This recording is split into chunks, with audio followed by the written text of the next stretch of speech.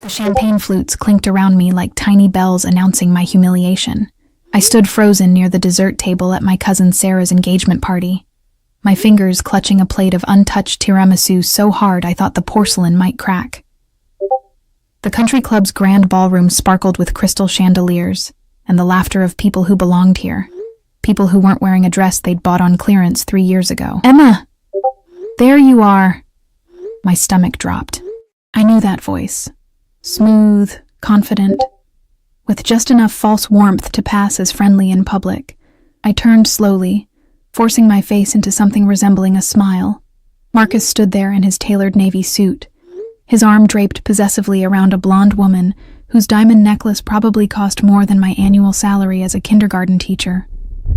His smile was sharp, predatory, the same smile he'd worn when he told me I was too ordinary for his family's expectations, right before he left me for someone from his social circle. "Marcus," I managed to keep my voice steady.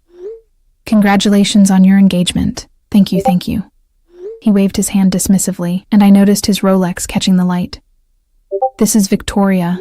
Victoria, this is Emma. We dated briefly in college, briefly. 3 years condensed into a word that meant nothing."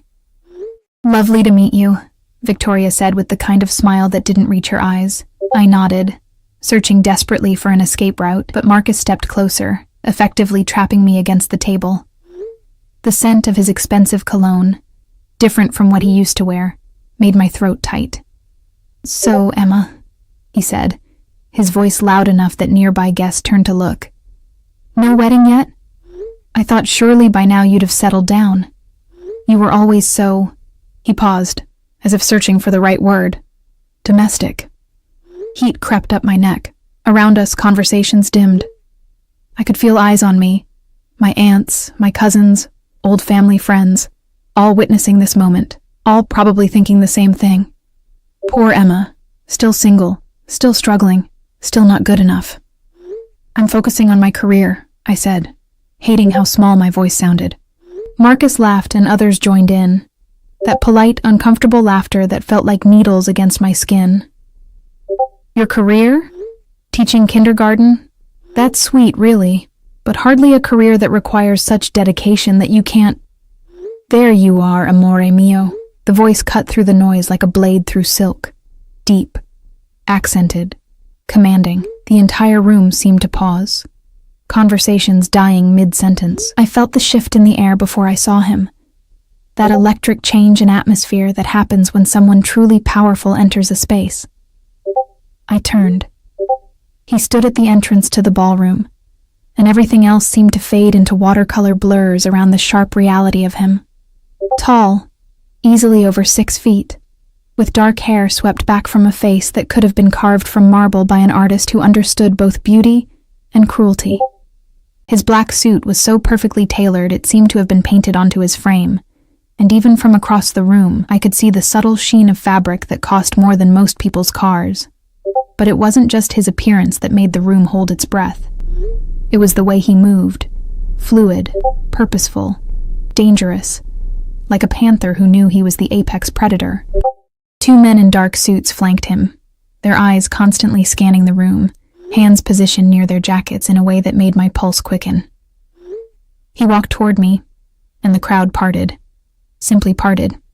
People I'd known my whole life stepped back without even seeming to realize they were doing it, creating a clear path between us. His eyes never left mine. They were dark, almost black in the chandelier light, and they held something that made my breath catch. Recognition? No, that wasn't possible. I'd never seen this man before in my life. I would have remembered. The scent of him reached me first, bergamot and something darker, richer. Leather, maybe. Wood smoke, money, power. Things I had no business knowing the smell of. "I apologize for being late," he said. And even though the words were directed at me, his voice carried through the silent ballroom. His accent was Italian, smooth as aged whiskey. Business matters required my attention. He stopped directly in front of me, so close I had to tilt my head back to maintain eye contact. One of his hands reached out, slowly, deliberately, and his fingers brushed against my jaw, tilting my face up toward his. His touch was warm, and I felt it all the way down to my toes. "You look exquisite tonight, tesoro," he murmured, and then he leaned down and pressed his lips to mine. The kiss was soft, almost chaste, but it burned. His hand slid from my jaw to the back of my neck, fingers tangling in my hair, and for a moment, just a heartbeat, the pressure of his mouth increased, deepened into something that promised danger and dark pleasures. When he pulled back, his thumb traced my lower lip, and his eyes held mine with an intensity that made my knees weak. "I've missed you," he said quietly, intimately, as if we were alone instead of standing in a room full of shocked spectators. My mind was screaming, "Who is this man? What is happening? Why is he—" But some instinct I didn't know I possessed kept me silent. Maybe it was the way his bodyguards had positioned themselves, creating a subtle barrier between us and the rest of the room. Maybe it was the dangerous edge beneath his gentleness, or maybe it was simply the fact that Marcus's face had gone pale, his expression shifting from smug superiority to something that looked almost like fear. I started, but the stranger's hand moved to my waist, pulling me against his side with a possessiveness that was unmistakable. "Forgive me," he said, finally acknowledging the people around us. His gaze swept the room with the casual indifference of a king surveying his subjects. "I don't believe I've been introduced to your friends, cara mia." His hand tightened almost imperceptibly on my waist. A warning? A request? I didn't know, but I found myself speaking anyway. "This is Marcus, and his fiancée, Victoria." The single syllable carried weight. The stranger extended his free hand toward Marcus, who hesitated before taking it. "Dante Valentino." I felt Marcus's recognition in the way his handshake faltered, the way his face went from pale to ashen. Victoria's eyes widened, and she took a small step back. "Mr. Valentino," Marcus stammered. "I didn't realize that Emma was my wife." Dante finished, his tone pleasant but edged with something sharp. "Yes, we prefer to keep our private life private. You understand, I'm sure. Wife." The word echoed in my head like a gunshot. This man, this stranger who radiated danger and power, had just claimed me as his wife in front of everyone I knew. I should have said something, denied it, laughed it off as a misunderstanding. But Dante's fingers pressed against my waist, a silent communication, and I stayed quiet, my heart hammering against my ribs. "Of course," Marcus said quickly. "Of course. We should— Victoria, we should let them—" They retreated, practically stumbling over themselves, and I watched as whispers erupted throughout the ballroom. My aunts were clutching each other's arms. My cousin Sarah stood frozen near her fiancé, her mouth slightly open. Dante turned me toward him, both hands now on my waist, his body a wall between me and the staring crowd. "Play along," he whispered, his lips barely moving. "Per favore. I'll explain everything. But right now, you need to trust me." "I don't even know you," I breathed back, my hands instinctively coming up to rest against his chest. Beneath the expensive fabric, I could feel the solid muscle, the steady beat of his heart. "No," he agreed, and something flickered in his eyes. Regret? Amusement? "But your father did. My father. Dead for 6 months now, after a sudden heart attack that had left me drowning in grief and his debts. My father, who'd been a gentle accountant, who'd taught me to ride a bike and helped me with my homework, and never ever mentioned knowing anyone like the man standing before me." "What?" I started, but Dante shook his head slightly. "Not here." His hand moved to cup my face again, the gesture tender but his eyes alert, watching the room over my shoulder. "Come with me. Let me take you somewhere we can talk privately." It was insane, dangerous. I should have screamed, should have run, should have called for help. Instead, I found myself nodding. Dante's smile was slight but genuine. He took my hand, his palm rough with calluses that seemed wrong for someone who wore suits that expensive, and led me through the crowd. His bodyguards fell into step around us, creating a protective formation that made people move aside without even being asked. At the entrance, one of the bodyguards handed Dante a phone, whispering something urgent in rapid Italian. Dante's jaw tightened, and he responded in the same language, his tone clipped and commanding. Outside, a black Mercedes SUV waited, its windows tinted so dark I couldn't see inside. Another SUV idled behind it, filled with more men in dark suits. "Mr. Valentino," one of the bodyguards said, opening the rear door. "We should move quickly." Dante helped me into the car with a hand at my elbow, and I sank into leather seats, softer than anything I'd ever touched. He slid in beside me, and the door closed with a heavy, final thunk that sounded like a vault ceiling. The car began moving immediately, pulling away from the country club with the second SUV following close behind. In the intimate darkness of the back seat, lit only by the passing streetlights, Dante turned to face me. His expression was serious now, all traces of the gentle lover gone. "I know you're frightened," he said, "and confused, but I need you to understand something, Emma." He paused, his hand reaching out to take mine again. "6 months ago, your father came to me with a problem. A very serious problem involving Marcus Romano and his family." My breath caught. "What kind of problem?" Dante's thumb stroked across my knuckles, an absent gesture that somehow felt more intimate than the kiss had been. "The kind that gets people killed." The city lights blurred past the tinted windows as we drove through streets I didn't recognize. My hand remained caught in Dante's grip, and I couldn't tell if I was more afraid of pulling away or of what might happen if I didn't. "My father," I said, my voice barely above a whisper, "was an accountant. He did taxes for small businesses. He wasn't involved in anything that could get people killed." Dante's expression softened slightly, but his eyes remained sharp, watchful. "Your father was a good man, an honest man. That's precisely why Marcus's family targeted him." "I don't understand." The SUV turned sharply, and I felt Dante's arm move around my shoulders, steadying me. Through the partition, I could see our driver's eyes constantly checking the mirrors, and the second vehicle stayed close behind us like a shadow. "The Romano family," Dante began, his accent wrapping around the words like smoke. "They present themselves as legitimate businessmen, real estate developers, import-export, but beneath that facade, they run one of the largest money laundering operations on the East Coast." He paused, studying my face. "Your father discovered this 6 months ago when Marcus's father, Vincent Romano, hired him to handle some accounts." My stomach twisted. I remembered that time. Dad had seemed stressed, distracted. He'd lost weight, stopped sleeping well. I'd attributed it to grief over Mom's death the year before, never imagining.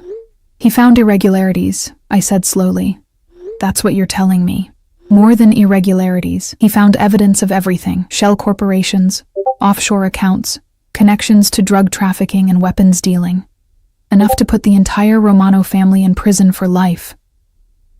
Dante's hand tightened on mine, and when Vincent realized your father had seen too much, he decided to eliminate the problem. The words hung in the air between us, cold and terrible. "The heart attack," I breathed. It wasn't natural." Dante's voice was gentle but firm. "I'm sorry, Emma. Your father came to me 3 days before he died. He knew he was in danger, and he asked me to protect the one thing that mattered to him. You." Tears burned behind my eyes, but I blinked them back. "Why would he come to you? Who are you?" Dante was quiet for a moment, his gaze drifting to the window. "I am many things, Tesoro, most of them not good. But I am a man who honors his debts.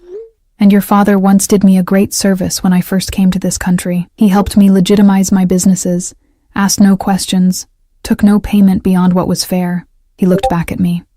When he appeared at my door, terrified and desperate, I could not turn him away. "So you promised to protect me." My voice sounded hollow even to my own ears. "And tonight, when I heard Marcus Romano was going to be at your cousin's party, I knew he would try to humiliate you, to make you seem small and insignificant." Dante's jaw clenched. "The Romanos have been watching you, Emma, waiting to see if your father told you anything before he died. Marcus volunteering to torment you publicly was his way of proving to his family that you're harmless." Irrelevant. The SUV slowed, and I realized we were pulling into an underground parking garage. Not just any garage. This one had a guard station, barriers, cameras everywhere. The kind of security you saw in movies about government facilities. "Where are we?" I asked. "My home." Dante helped me out of the vehicle, his hand firm on my elbow. You'll be safe here. The elevator we entered required both a key card and a fingerprint scan. As we ascended, I caught my reflection in the polished metal doors. Pale, wide-eyed, still wearing my clearance dress that suddenly felt even more out of place. Beside me, Dante stood perfectly still, but I could sense the coiled tension in him, the constant awareness of his bodyguards flanking us. The elevator opened directly into a penthouse apartment that stole what little breath I had left. Floor-to-ceiling windows overlooked the city, and the space was decorated in shades of black, gray, and deep burgundy. Everything was expensive, minimalist, and somehow masculine in a way that made my skin tingle. "Sit," Dante said, guiding me to a leather sofa that probably cost more than my car. "I'll get you something to drink." He moved to a bar cart, while his bodyguards took positions by the elevator and near the windows. I watched him pour amber liquid into crystal glasses, his movements efficient and practiced. When he returned, he pressed one into my shaking hands. "Whiskey," he said. "Drink. It will help with the shock." I obeyed, and the liquor burned its way down my throat, spreading warmth through my chest. Dante sat beside me, close but not touching, and took a measured sip from his own glass. "I need you to understand the situation fully," he said. "The Romanos believe your father died before he could tell you anything. They've been monitoring you these past months, and you've given them no reason to think otherwise. You live your quiet life, teaching children, paying off his debts. You seem harmless." "I am harmless," I protested weakly. Dante's smile was sad. "That's what makes you dangerous to them, Kara. Because a harmless woman can disappear without much notice. An accident, a robbery gone wrong, a tragic suicide from grief. Who would question it too closely?" The whiskey turned to ice in my stomach. "They're going to kill me. They were considering it. But now..." He set down his glass and turned to face me fully. "Now, you're my wife. And that changes everything." "We're not actually married," I said. But even as the words left my mouth, I knew how naive they sounded. In the eyes of everyone at that party, we are. And by tomorrow morning, the news will have spread through both our worlds. Emma Hartley, kindergarten teacher, is married to Dante Valentino. He reached out, tucking a strand of hair behind my ear. "Do you know what name means in certain circles?" I shook my head mutely. "It means the Romanos cannot touch you without starting a war they cannot win." His fingers lingered against my cheek. "It means you're under my protection, and anyone who harms you will answer to me and my family. It means you're safe, Emma, as long as you stay by my side." "But it's a lie," I whispered. "We're not really... Does it matter?" Dante's thumb traced my jawline, and I shivered. "A lie that keeps you alive is more valuable than a truth that gets you killed." I wanted to argue, to insist that there had to be another way. But I looked into his dark eyes and saw something that terrified me more than anything else that had happened tonight. I saw truth. Cold, brutal truth that said I was already dead unless I accepted his protection. "What do you want from me?" I asked. "For now, simply to let me keep you safe." He withdrew his hand, and I felt the absence of his touch like a chill. "You'll stay here, in my home. We'll be seen together in public. You'll wear my ring, attend events by my side, and play the role of my devoted wife." "For how long?" Dante stood, walking to the windows to look out over the glittering city. His reflection in the glass was dark, imposing. "Until I can eliminate the threat the Romanos pose. Until I have enough evidence to destroy them completely, or until they're no longer in a position to hurt you. And then..." He turned back to face me, and something flickered across his features. Something I couldn't quite read. "And then you'll be free to go, if that's what you wish. I'll give you money, a new identity if necessary. You can start over somewhere far from here." It should have been reassuring. It should have felt like he was offering me a lifeline. Instead, I felt something twist in my chest, sharp and unexpected. "I have a life here," I said. "My students, my apartment, my family. Your family will understand better than you think." Dante moved back toward me, crouching down so we were at eye level. "The story will be that we met months ago and married in secret. You'll tell them you wanted to keep it private until you were sure, and now that Marcus has forced the issue, we're coming forward." They'll believe it because they want to believe it. Because it's better than the truth, which is that their sweet Emma is married to a monster. His smile was sharp, self-deprecating. Make no mistake about what I am, Tesoro. I am not a good man. The business I run, the things I've done to build my empire. You would not sleep at night if you knew the details. I should have been horrified, should have demanded he let me go, insisted I'd take my chances with the Romanos. But instead, I found myself asking, then why help me? If you're such a monster, why keep a promise to a dead man? Dante's expression softened, and he reached out to take my hand again. Because even monsters have codes, Emma. And your father saved my life once. He could have turned me into the authorities when he first discovered who I really was. Instead, he helped me, asked only that I use my power for something good when I could. He brought my knuckles to his lips, pressing a kiss there that seemed to burn through my skin. Protecting you is the most good I've done in years. Before I could respond, one of the bodyguards cleared his throat. Boss, we have a situation. Dante's demeanor changed instantly. The gentle man crouching before me vanished, replaced by someone cold and commanding. He stood, releasing my hand. What is it, Carlo? Vincent Romano just called. He wants to meet. Tomorrow noon at the usual place. Carlo's expression was grim. He says it's about your new wife. Dante's jaw tightened, and I saw his hands curl into fists at his sides. Of course he does. He turned back to me. Emma, I need to make some calls. Carlo will show you to the bedroom. It's late, and you need rest. We'll talk more in the morning. But, please. His voice was gentle again, but there was steel beneath it. Trust me a little longer. Carlo approached, his expression professionally neutral, and I found myself standing, following him down a hallway lined with abstract art that probably cost more than my entire education. He opened a door to reveal a bedroom that was larger than my entire apartment. The bed was enormous, covered in charcoal gray silk sheets. Through another doorway, I could see a bathroom with marble everything and a shower that could fit 4 people. Mr. Valentino's room is next door, Carlo said. If you need anything, there's an intercom by the bed. Press 1 for the kitchen, 2 for security, 3 for Mr. Valentino's private line. Thank you, I managed. He nodded and left, closing the door quietly behind him. Alone for the first time since Dante had walked into that ballroom, I felt my legs give out. I sank onto the edge of the bed, my mind spinning with everything that had happened. My father had been murdered. I was being hunted by a crime family, and I was now pretending to be married to a man who openly admitted to being a monster. I looked down at my bare ring finger, wondering what Dante's ring would look like on it. Wondering what it would feel like to really be his wife, not just in name, but in truth. The thought should have terrified me.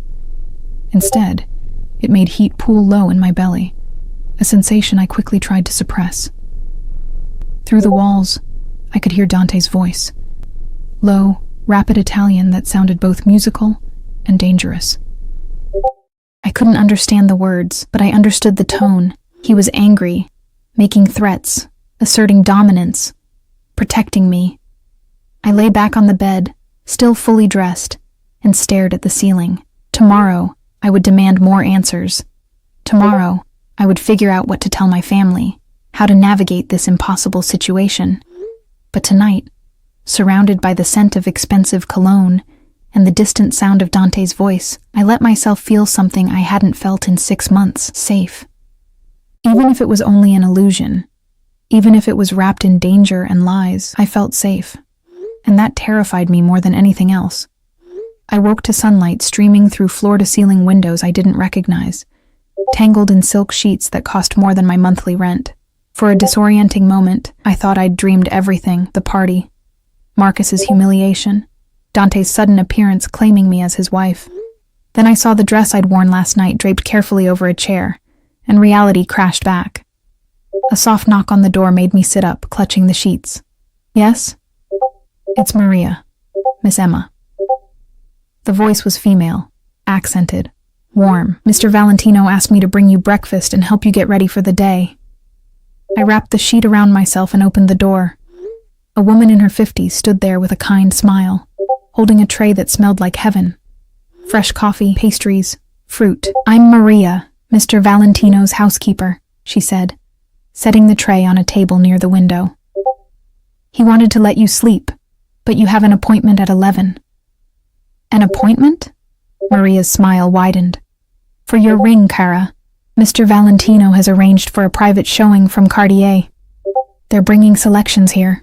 She moved to the closet. When had someone filled it with clothes? And began pulling out options. "But first breakfast. You're too thin.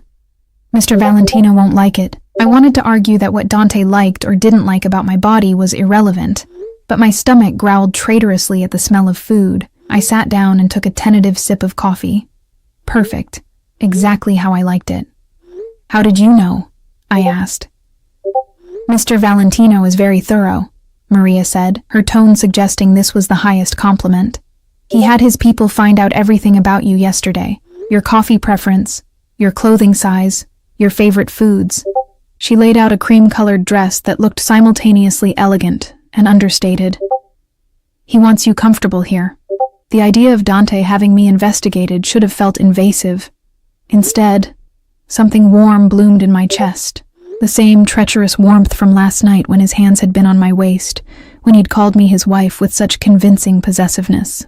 I ate while Maria bustled around preparing the bathroom. By the time I'd finished, she'd laid out towels, toiletries, all high-end brands I recognized from magazines but had never imagined using, and even makeup that matched my skin tone perfectly.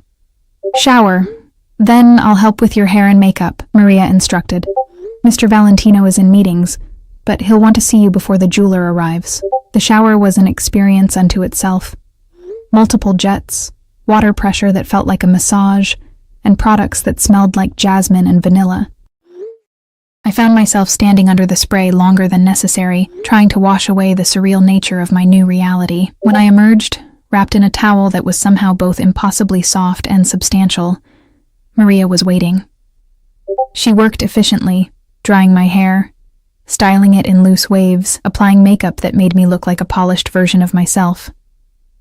The cream dress fit perfectly, hugging my curves in ways my usual clothes never did. "Beautiful," Maria pronounced, stepping back. "Mr. Valentino will be very pleased." She led me through the penthouse, and in daylight, I could see details I'd missed last night.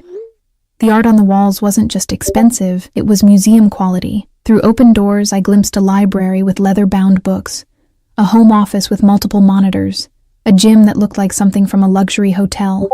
We found Dante in what appeared to be a formal dining room, standing near windows that overlooked the city, a phone pressed to his ear. He was speaking rapid Italian again, but when he saw me, he paused mid-sentence. His eyes traveled from my face down to my feet and back up, slow and deliberate. The intensity of his gaze made heat crawl up my neck. "Ti richiamo," he said into the phone. "I'd call you back," and ended the call without waiting for a response. He crossed the room toward me, and I was struck again by how he moved, predatory and graceful. "You look stunning," he said, and the compliment felt different from the false flattery I'd received from men before. This felt like observation, statement of fact. "Maria said something about a jeweler?" I managed, trying to ignore the way my pulse had quickened at his proximity. "Yes." Dante's hand came up to my face, tilting my chin so I had to meet his eyes. "We're making this official, Tesoro. You need a ring that matches the story we're telling." His thumb brushed across my cheekbone. "And I won't have my wife wearing anything less than perfection." "I'm not really your wife," I said, but the protest sounded weak even to my own ears. "For the next few months, you are. In every way that matters." His hand dropped, but he stayed close. "The Romanos will be watching everything we do. Every detail must be convincing. About that. The meeting with Vincent Romano today. You don't need to worry about it." Dante's expression hardened. "You're staying here where it's safe. I have business to conduct, and I won't risk you being used as leverage.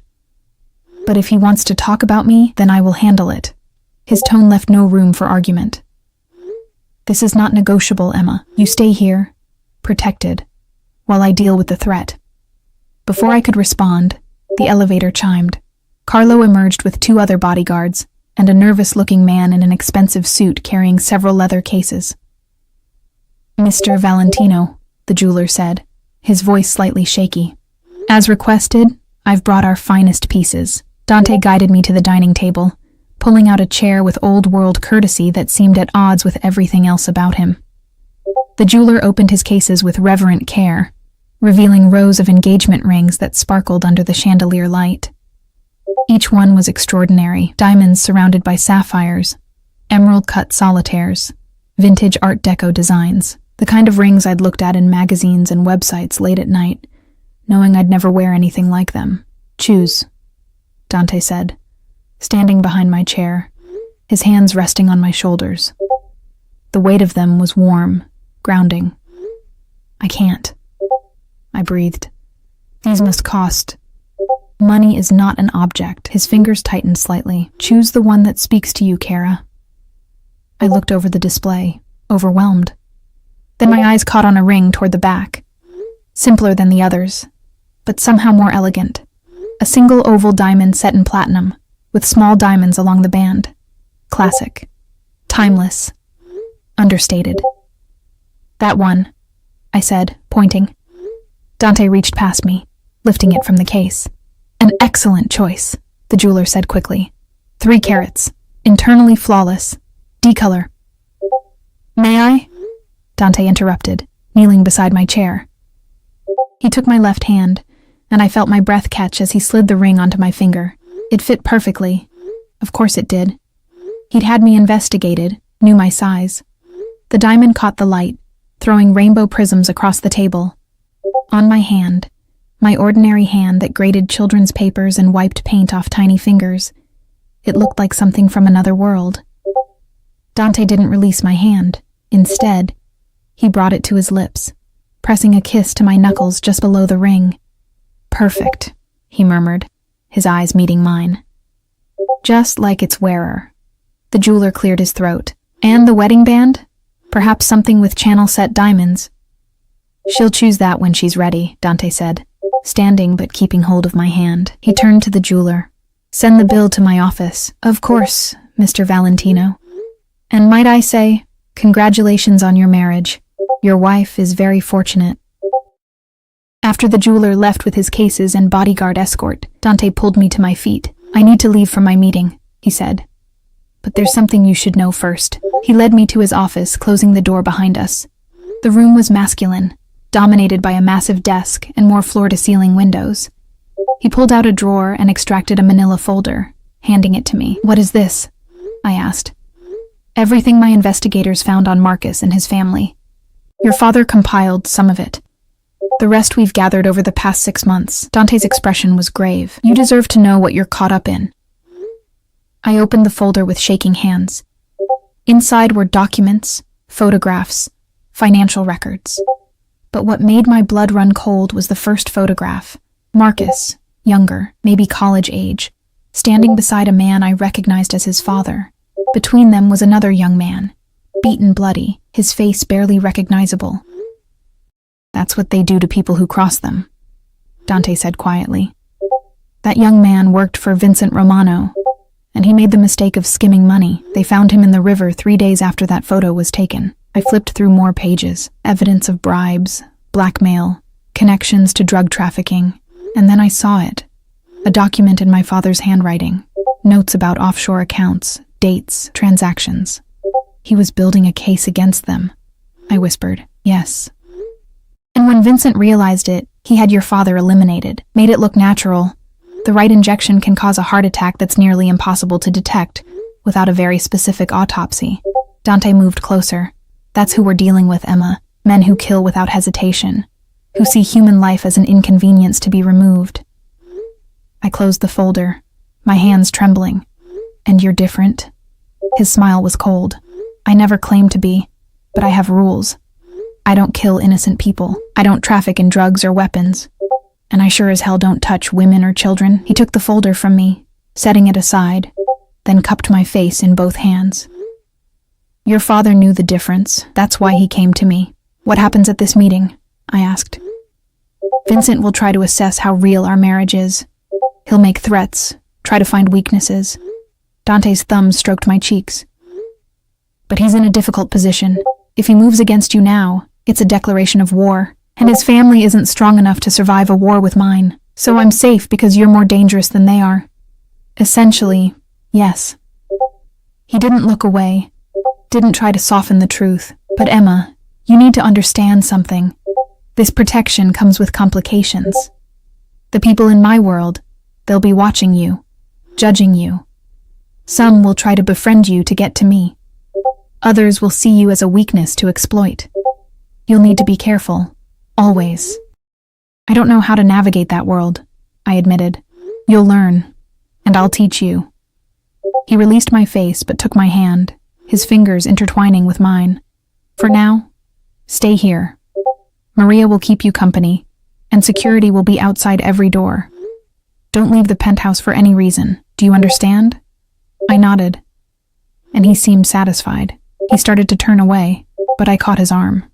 Dante, be careful. Something flickered in his eyes, surprise, maybe, or pleasure. Are you worried about me, Tesoro? I don't know what happens to me if something happens to you. It was practical reasoning, self-preservation, but the way his expression softened suggested he heard something else in my words. Nothing will happen to me, he said. He pulled me close, his hand sliding into my hair as he tilted my face up. But I appreciate your concern. He kissed me then, not the chaste press of lips from last night, but something deeper, more possessive. His mouth moved against mine with practiced skill, coaxing a response I gave without thinking. When his tongue traced my lower lip, I gasped, and he took advantage, deepening the kiss until my knees felt weak. When he pulled back, we were both breathing hard. His thumb traced my swollen lower lip. When I get back, he murmured, his voice rough, we need to discuss sleeping arrangements. It won't be convincing if my wife sleeps in a separate room. Heat flooded through me, anticipation mixed with anxiety. Dante, I won't touch you, he said quickly, not unless you want me to. But we share a bed, Emma. That's non-negotiable. He pressed one more soft kiss to my forehead. I'll be back by evening. Be good. Then he was gone, his bodyguards trailing after him, leaving me standing in his office with a diamond on my finger, and the taste of him still on my lips. I looked down at the ring, watching light dance across its facets. Less than 24 hours ago, I'd been standing in my cousin's engagement party, humiliated and alone. Now I wore a 3-carat diamond and the protection of a man who openly admitted to being a monster. I should have been terrified. Instead, I was starting to wonder what would happen when this arrangement ended, when I was supposed to walk away and return to my normal life. Because standing there in Dante's office, surrounded by the evidence of his power and danger, I wasn't sure I'd be able to. The hours crawled by with agonizing slowness. Maria tried to keep me occupied, showing me the penthouse, explaining the household routines, teaching me some basic Italian phrases that she insisted I'd need. But my mind kept drifting to Dante, sitting across from Vincent Romano, negotiating my life like a business transaction. Around 3 in the afternoon, my phone buzzed. I'd almost forgotten about it, left in my purse from last night. The screen showed 17 missed calls from my cousin Sarah, 12 from various aunts, and countless text messages. Sarah's most recent text read, Emma, call me right now. You're married to Dante Valentino? Why didn't you tell anyone? Everyone is losing their minds. I stared at the phone, my thumb hovering over the callback button. What was I supposed to say? That yes, I'd secretly married a man I'd never mentioned? That the whole thing was a lie designed to keep me from being murdered? Before I could decide, the phone rang. Sarah, I answered. Emma! Oh my God, finally! Sarah's voice was breathless with excitement. Is it true? Are you really married to him? Sarah, He's gorgeous. And did you see Marcus's face? I thought he was going to pass out. Victoria kept asking everyone who Dante Valentino was, and when Uncle Robert told her, she went pale. Sarah laughed, gleeful. Emma, do you know what this means? Marcus dumped you because you weren't good enough for his family, and you ended up married to someone who makes the Romanos look like... Sarah, stop. I closed my eyes, trying to steady my voice. It's complicated. Complicated how? Emma, That man looked at you like you were the only person in the room. When he kissed you, I swear half the women there were ready to fight you for him." She paused. "Why didn't you tell me? I'm your cousin. I thought we told each other everything." Guilt twisted in my chest. Sarah and I had been close our whole lives. She'd held me when my mother died, had been the one to find me sobbing in my apartment after my father's funeral. "I wanted to keep it private," I said, hating the lie. "We met months ago, and everything happened so fast. I wasn't sure how to explain it to the family." "But you're sure now? You're happy?" Was I? 24 hours ago, I would have laughed at the question. Now, wearing Dante's ring, surrounded by his protection, still tasting his kiss on my lips, I didn't know how to answer. "I'm safe," I said finally. "For the first time in months, I feel safe." It wasn't a lie, even if the reasons behind it were. Sarah seemed to accept this. We talked for another 20 minutes, her excitement infectious as she relayed how the party had erupted into gossip after we'd left, how my aunts were already planning a reception, how Marcus had left early with Victoria, looking sick. After we hung up, I sat staring at the city skyline, thinking about Marcus, about how he'd stood there with his perfect fiancée and his expensive watch, determined to make me feel small. How he'd looked at me like I was nothing, and then Dante had appeared, and everything had shifted.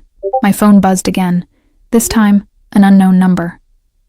I almost didn't answer, but something made me. "Hello?" "Emma Hartley."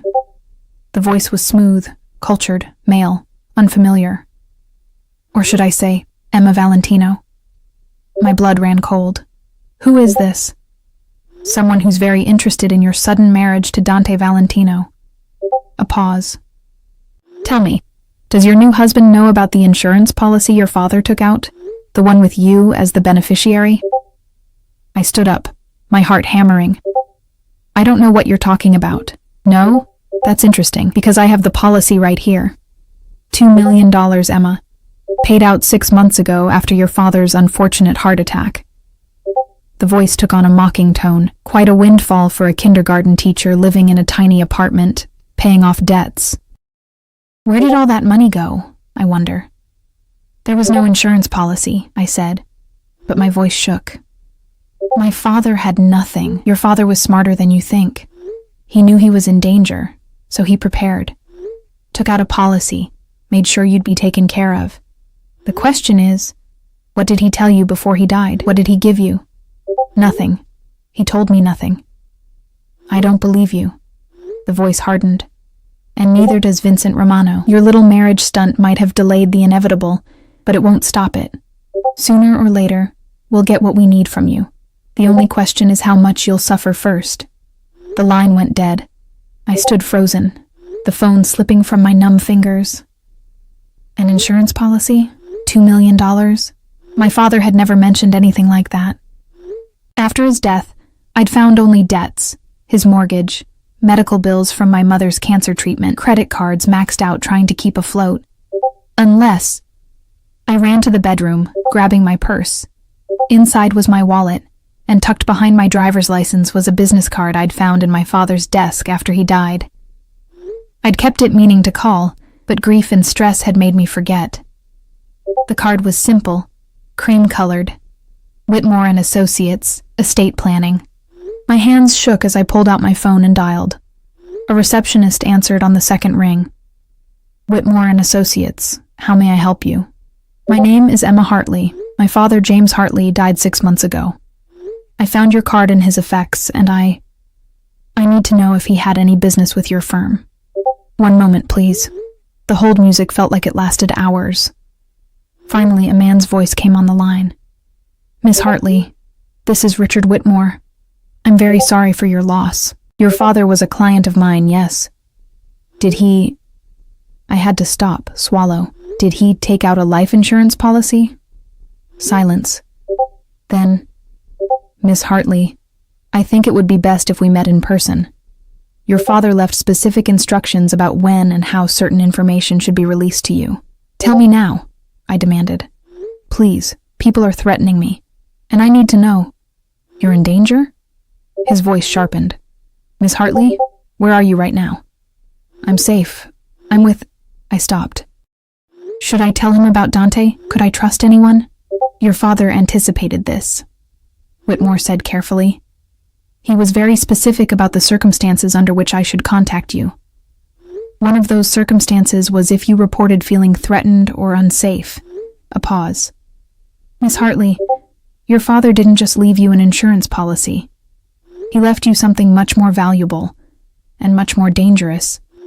Before I could respond, I heard voices in the penthouse. Dante's voice, sharp with anger, speaking rapid Italian. He was back. I have to go, I said, but I need to meet with you. Tomorrow, I'll make myself available whenever you need. But Miss Hartley, be very careful who you trust. Your father was killed because of what he knew. Don't make his mistake of underestimating these people. I ended the call just as Dante appeared in the bedroom doorway. His suit jacket was gone, his tie loosened, and there was a darkness in his expression that made my stomach clench. You're back, I said unnecessarily. The meeting didn't go well. He moved into the room, and I saw a bruise forming along his jaw. Vincent knows we're lying about the marriage. He doesn't believe we've been together for months. He thinks this is a ploy, and he's determined to prove it. What does that mean? Dante's eyes found mine, and what I saw there made my breath catch. It means we need to be more convincing. Starting now. He crossed to me, his hands coming up to frame my face. I told Vincent that we've been discreet because you're a private person, that you were scared of my world. I told him that I pursued you for months before you finally agreed to marry me. And he's invited us to dinner tomorrow night at his estate with Marcus and Victoria. Dante's jaw clenched. He wants to see us together, wants to assess whether this is real. My pulse raced. That's dangerous. Extremely. But refusing would be more dangerous. It would confirm his suspicions. His thumb stroked my cheeks. Emma, at this dinner, you need to act like my wife. Not a woman I'm protecting out of obligation, but someone I'm desperately in love with. Someone I'd kill for. Someone I can't keep my hands off. Heat pooled low in my belly at his words. I'm not an actress, Dante. You don't need to be. Just follow my lead. He leaned down, his lips brushing against my ear. Let me touch you. Don't pull away when I'm possessive. Act like you want me as much as I... He stopped abruptly, pulling back. As much as you what? I whispered. His eyes were dark, intense. As much as I need you to seem like you want me. But something in his tone suggested that wasn't what he'd been about to say. Dante, there's something I need to tell you. I took a breath. Someone called me today. They knew about an insurance policy my father supposedly took out. They said, an insurance policy? Dante's entire demeanor changed, became alert, predatory. For how much? $2 million. But I never received any money like that. I don't even know if it's real. Dante was already moving, pulling out his phone. He barked orders in Italian, then turned back to me. Who called you? What number? I showed him, and he forwarded it immediately to someone, speaking rapidly. When he finished, he looked at me with an expression I couldn't read. Your father was even smarter than I realized, he said quietly. Emma, if there's an insurance policy, and if the Romanos think you have access to $2 million that they believe rightfully belongs to them, why would they think it's theirs? Because they probably financed it, thinking your father would give them the beneficiary designation as collateral for his silence. Instead, he named you and died before they could change it. Dante ran a hand through his hair. This makes you even more valuable to them, and more dangerous. I called the estate lawyer, I admitted. My father left something with him. He wants to meet. Dante's expression darkened. You don't meet with anyone without me present. Do you understand? No one. He gripped my shoulders. Emma, the Romanos will be listening to every call, following every move. If you go anywhere alone, you're dead. Then come with me, I said. Tomorrow, before the dinner, let's find out what my father left. He studied me for a long moment, then nodded. We'll go together. But tonight, he looked around the bedroom, at the bed I'd slept in alone last night. Tonight, you move your things to my room. Dante, This isn't negotiable anymore. His voice was firm, but not unkind. The staff will talk. Security will talk. Everyone will know if we're sleeping in separate rooms, and that information will get back to the Romanos. He moved closer, his hand sliding down my arms. I meant what I said earlier. I won't touch you unless you want me to. But we share a bed. We wake up together. And to anyone watching, we look like a couple who can't get enough of each other. I should have argued, should have insisted on boundaries, but standing there with his hands on me, his scent surrounding me, I found myself nodding. Okay, I whispered. Something flashed in his eyes, triumph, relief, hunger. Before I could identify it, he kissed me. Slower than this morning, deeper, his tongue sliding against mine in a way that made my toes curl. One hand tangled in my hair, while the other pressed against the small of my back, pulling me flush against him. I could feel every hard plane of his body, the contained strength in his arms, the barely controlled passion in the way his mouth moved against mine. When he finally pulled back, we were both breathing hard. We should practice, he said, his voice rough, for tomorrow night. We need to be comfortable with each other, natural. Is that what this is? I asked breathlessly. Practice? His smile was dangerous, if you want it to be. He released me, stepping back. Have Maria help you move your things to my room. I need to make more calls, increase security. But Emma? He turned back at the doorway. Tonight, when you're lying next to me in that bed, remember something. You're safe. No matter what happens, no matter what Vincent Romano plans, you're safe with me. After he left, I sank onto the bed, my lips still tingling from his kiss. Safe. That word again. But as I touched the diamond on my finger and thought about tomorrow, meeting with my father's lawyer, having dinner with the people who'd murdered him, pretending to be desperately in love with a man who was both my protector and my captor, I wasn't sure safe was the right word. Trapped, maybe, or bound, or possibly terrifyingly falling. That night, lying in Dante's bed felt surreal. The room was different from the guest room, darker, more masculine, with the scent of him embedded in every surface. He'd given me space to change in the bathroom, and when I emerged in simple cotton pajamas, I found him already in bed, shirtless, the sheets pooled at his waist. The lamp on his nightstand cast shadows across the defined muscles of his chest and abdomen, and I had to force myself not to stare. Come, he said softly, pulling back the covers on my side. I slid in, hyper-aware of every point where our bodies didn't touch, and yet somehow the space between us felt charged, electric. He turned off the light, and darkness enveloped us. Emma, his voice came through the dark. Tell me about your father, not the accountant, not the man who got caught up with the Romanos. Tell me about your dad. The request surprised me. I rolled onto my side, facing where I knew he was. Why?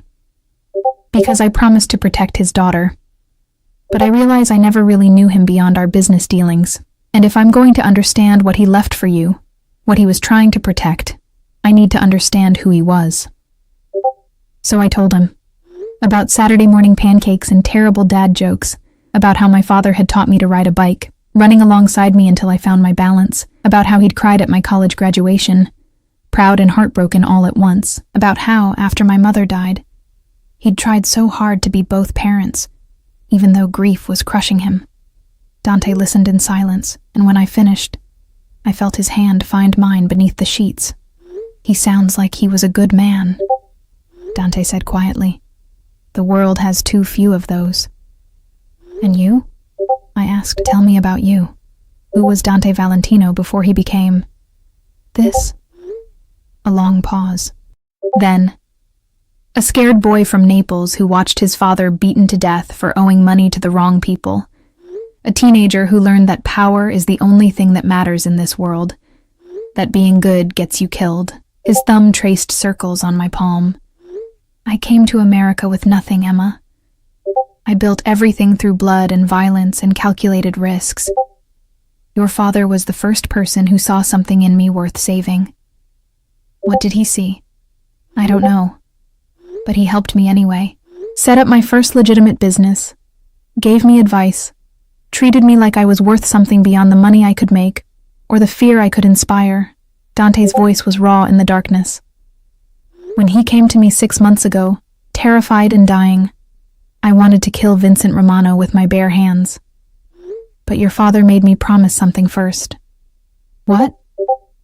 That I'd protect you. That I wouldn't let his death destroy you the way my father's death destroyed me. He shifted closer, and I felt the heat of his body. He said you were good, Emma, pure. That the world needed people like you, and it was worth any price to keep you safe. Tears burned behind my eyes. I'm not that good. You're better than you think. His hand came up to my face in the darkness, finding my cheek with unerring accuracy. And definitely better than me. Dante, sleep, Tesoro. Tomorrow will be difficult. But sleep was elusive. I lay there, feeling the weight of his hand on my cheek, the warmth of him beside me, and wondered what my father would think of this arrangement. Would he approve?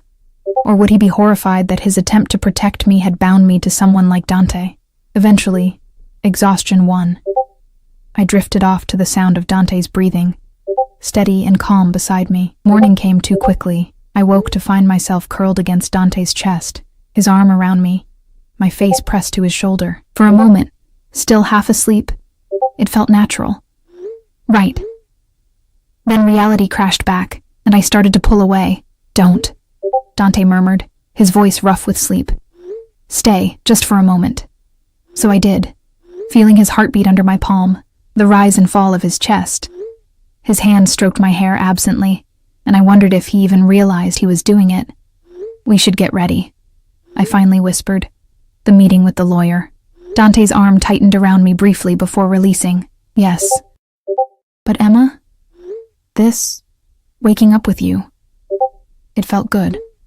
I looked up at him in the dim morning light filtering through the curtains. His expression was unguarded in a way I'd never seen. Vulnerable.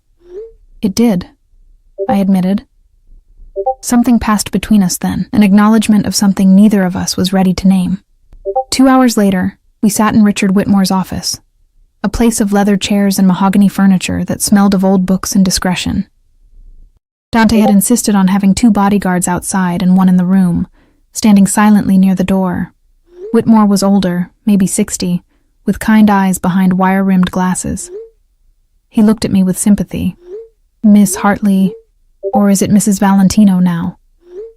Valentino, Dante answered before I could, his hand finding mine on the armrest. Whitmore nodded, then pulled out a locked box from his desk drawer. Your father came to me 8 months ago, Miss Hart, Mrs. Valentino. He was frightened but determined. He'd discovered something about the Romano family's operations, and he knew they'd kill him for it. Why didn't he go to the police? I asked. He tried, but the Romanos have deep connections in law enforcement. Every attempt he made was quietly shut down. Whitmore unlocked the box, so he came to me with a different plan. He documented everything, every transaction, every illegal operation, every bribe, and he gave it all to me with specific instructions. He pulled out a thick envelope and a small external hard drive. This drive contains copies of all the financial records, communications, and evidence he compiled, enough to put Vincent Romano and his entire organization in prison for life. Whitmore's expression was grave. He also took out a life insurance policy for $2 million. The Romanos financed it, thinking he'd name them as beneficiaries. Instead, he named you, knowing they'd come looking for that money. Why? I breathed. Why put a target on my back? Because he knew they'd come after you anyway, once he was dead. He was counting on the fact that you'd do what you just did. Seek me out. Find this evidence. Whitmore handed me the envelope. Inside are instructions. He wanted you to take this evidence and disappear. Start a new life somewhere safe, far from the Romanos' reach. The insurance money was meant to make that possible. I opened the envelope with shaking hands. Inside was a letter in my father's handwriting. My darling Emma, if you're reading this, I'm gone. I'm so sorry, sweetheart. I'm sorry I got involved with these people. I'm sorry I couldn't protect myself better. But most of all, I'm sorry for what I'm about to ask of you.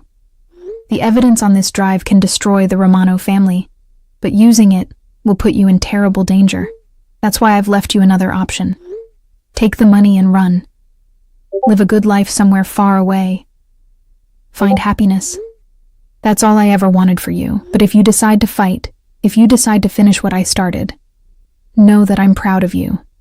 Your mother and I raised a strong, brave woman. Whatever you choose, you have my blessing. I love you, Emma. Forever and always. Dad, tears streamed down my face. Beside me, Dante had gone very still. May I see the drive? He asked Whitmore. The lawyer hesitated, looking at me. I nodded, and he handed it over. Dante pulled out his phone, connecting the drive to it with an adapter. His expression grew darker with each passing moment as he scrolled through files. This is everything, he said finally, his voice tight with controlled fury. Bank records, shipping manifests, recordings of conversations. Emma, your father was a genius. This doesn't just implicate Vincent. It connects the Romanos to 3 other major crime families, shows their entire network. What does that mean? I asked. It means this drive is worth dying for, and killing for. Dante looked at Whitmore. The Romanos know about this, don't they? That's why they've been threatening her. They suspect your father left evidence somewhere. They've been searching for it since his death. Whitmore folded his hands. Mrs. Valentino, you have 3 choices. 1. Take the money and disappear as your father suggested. 2. Turn this evidence over to federal authorities and hope they can protect you during the investigation and trial. 3. He glanced at Dante. Let your husband handle it his way. What's my way? I asked Dante. His smile was cold, dangerous. Use this evidence as leverage. Make the Romanos know that if anything happens to you, if you disappear or have an accident, this information goes to every federal agency and media outlet in the country. Make yourself too dangerous to kill. That's assuming they act rationally, Whitmore interjected. Vincent Romano is desperate. Desperate men make fatal mistakes. Then we make sure his mistakes cost him everything. Dante's hand tightened on mine. Emma, this is your decision. But know that if you choose to fight, I fight with you. All the way. I looked at the drive, at my father's letter, at the diamond on my finger. 24 hours ago, I'd been a kindergarten teacher whose biggest problem was Marcus's public humiliation. Now I held the power to destroy a crime empire, married to a man who was both my savior and potentially my doom. I want to fight, I said quietly. My father died trying to stop them. I won't let that be for nothing. Dante's expression softened, and he brought my hand to his lips. Then we fight. That evening, as we dressed for dinner at the Romano estate, the weight of what we were about to do settled over me like a shroud. Maria had helped me into a deep burgundy dress that hugged my curves and made me look sophisticated, dangerous. Diamond earrings, Dante's, borrowed from some collection I didn't want to think about, sparkled at my ears. Dante emerged from his closet in a black suit that probably cost more than my car, and my breath caught. He looked every inch the powerful crime boss, dangerous and devastatingly handsome. Ready? He asked, offering his hand. No, I admitted. But let's go anyway. The drive to the Romano estate was tense. Dante's hand never left mine, his thumb tracing absent patterns on my skin. When we pulled through the gates of a mansion that looked like something from a movie, my pulse kicked into overdrive. Vincent Romano waited at the entrance, flanked by men in suits who were clearly armed. He was older than I'd expected, maybe 70, with silver hair and cold eyes that assessed me like I was a commodity. Valentino, he said, his voice carrying old-world charm that didn't reach his eyes. And the new Mrs. Valentino, welcome to my home. Vincent. Dante's tone was cordial, but edged with warning. His arm slid around my waist, pulling me close. Thank you for the invitation. We were led into a dining room that dripped with ostentatious wealth. Crystal chandeliers, oil paintings, a table that could seat 20. Marcus and Victoria were already there, and I saw Marcus's face go pale when he saw me on Dante's arm. Emma, Victoria said with false brightness. What a lovely dress. Dante, you have exquisite taste. In all things, Dante replied smoothly, his hand sliding possessively down my back. Dinner was a psychological battlefield. Vincent asked invasive questions about our relationship, trying to catch us in lies. Dante deflected masterfully, weaving a story of secret meetings and stolen moments that sounded almost believable. He touched me constantly, a hand on my thigh under the table, fingers playing with my hair, lips brushing my temple, and I responded, leaning into him, laughing at his remarks, playing the role of the besotted wife. But beneath the performance, something real was building. Each touch burned. Each whispered word in my ear made my pulse race. The line between acting and reality was blurring dangerously.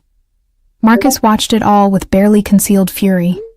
"I have to say, Emma," he finally spoke up, his voice tight, "this is quite the upgrade from the simple life you claim to want. People change," I said calmly, meeting his eyes.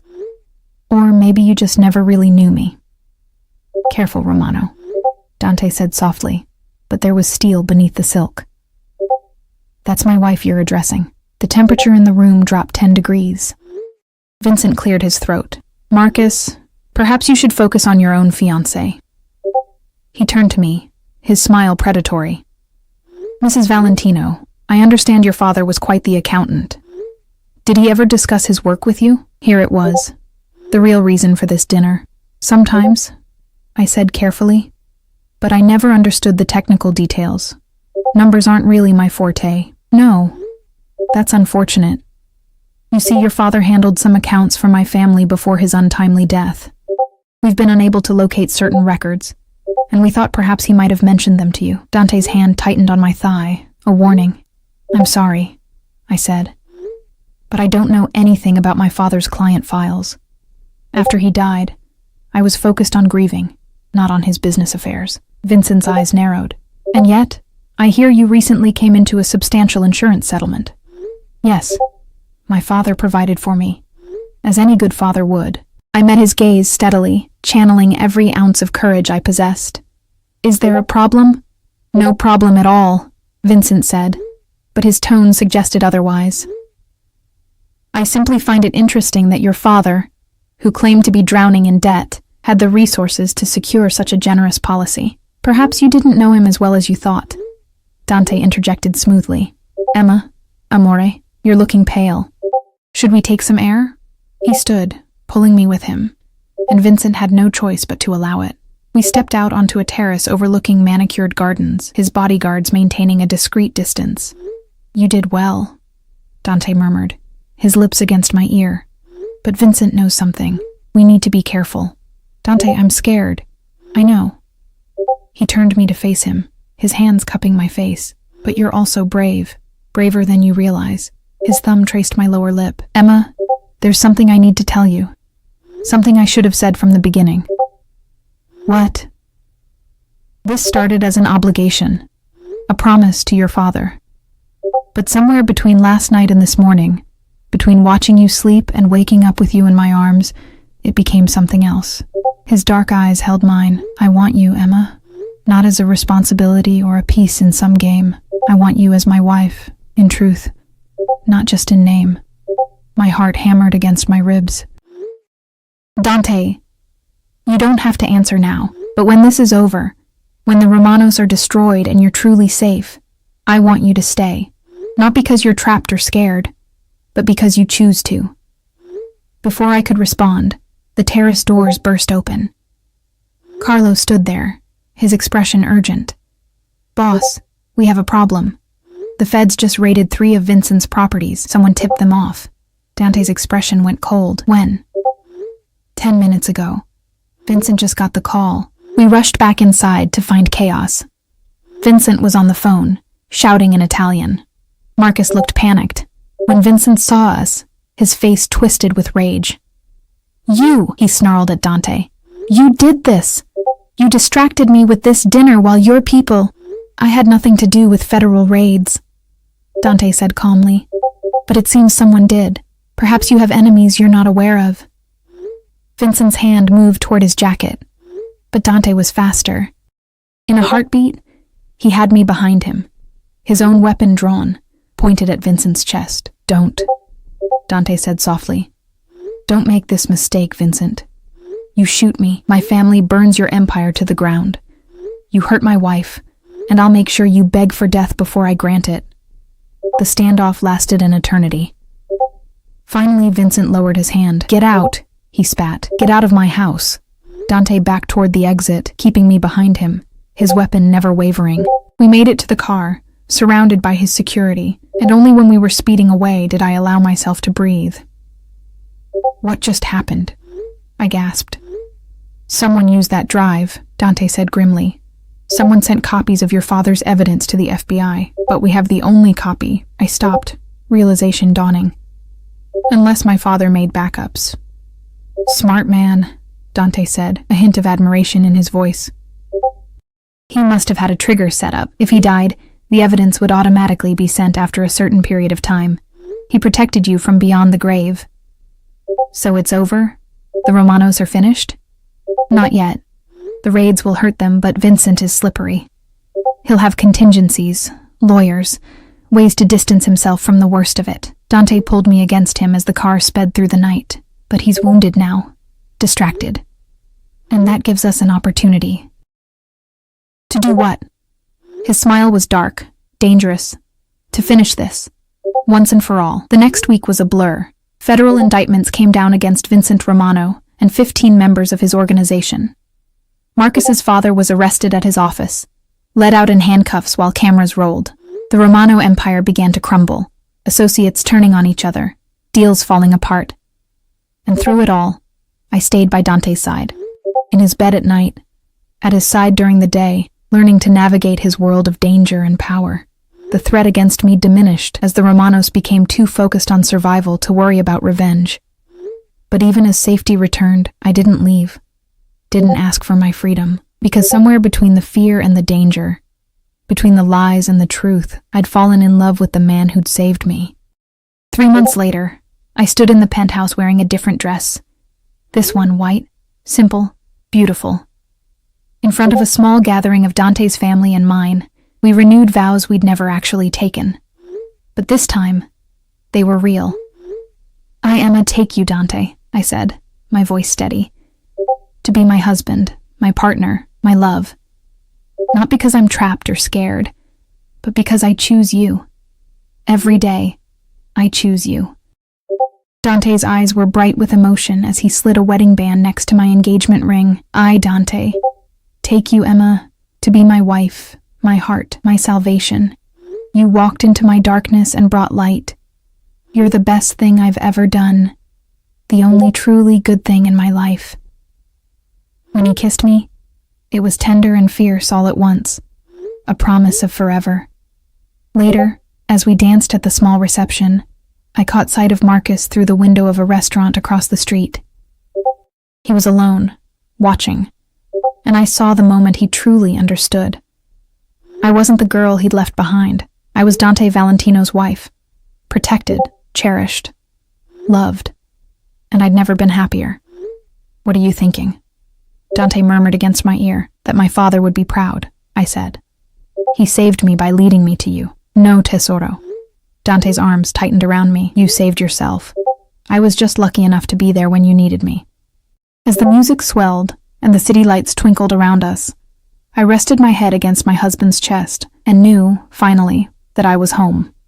Not in a place, but in his arms. Forever.